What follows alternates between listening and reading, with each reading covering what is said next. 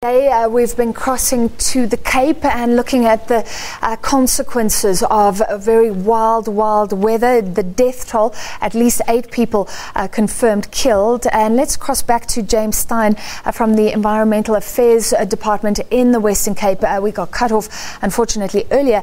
James, do you think the worst has passed? What's happening this evening and what are authorities prepared for?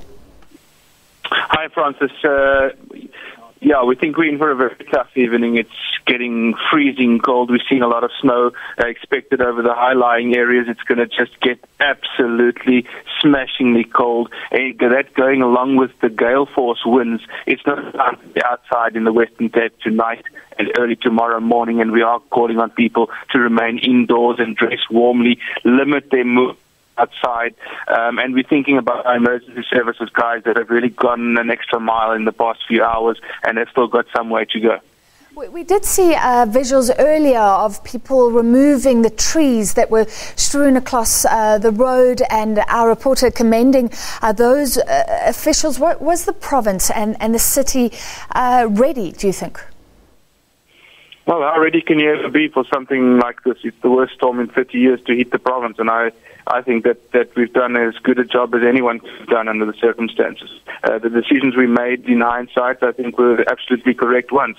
Closing the schools for the day led to the roads being much more accessible at the opportune times, the times we really needed to get emergency services across the province to different areas where it just cropped up. Tragically, as you mentioned, we can confirm there's been 8 fatalities, 3 later this afternoon in the Eden district, and those were more fire-related, but we consider them all to be linked to the storm. So, of course, we feel we've done what we could, and we want to thank the guys that have really stood up to be counted.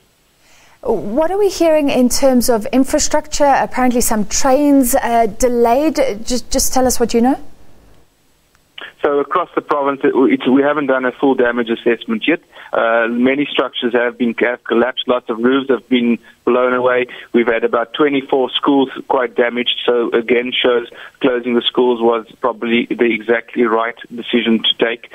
Those schools will be open tomorrow and Friday, though. So people need to understand schools are open and business will continue. We do believe from tomorrow morning matters will be subsiding. That's part of the reason informing that decision. Regarding the schools that have been damaged, the Western Cape Education Department, they are doing a bang-up job, making alternative arrangements, and they are in charge of that process. Regarding the rest of the province, we still got some very serious situations going on in the Eden district, big fires going on there at the moment. We're hoping overnight some wet weather will move in, but at the moment some evacuations are taking place there in some areas. And James, unfortunately, when the rain comes, that affects the low-lying areas. There was big concern about the wetlands, about the people in informal settlements in shacks. Is that still a problem? We heard from our reporter earlier that some don't want to leave their shacks. Of course, it's a problem. And from Western Cape Disaster Management, you have a risk register. So you have priorities, and the priorities are your most vulnerable communities, and top of that would be our informal settlements. So that's where the most of our attention and resources go. That's where we act first. And we have contingencies in place. These people that have been displaced, we've placed them in alternative accommodation. We've had the public come to the fore in a big way, offering up halls, town halls, church halls, school halls across the province.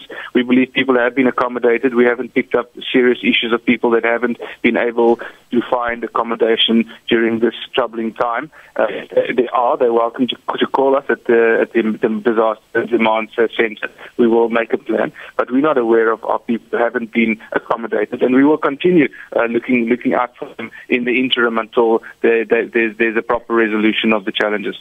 All right, James Styan from the Western Cape Environmental Affairs Department, thank you for your time and for that update. We take a short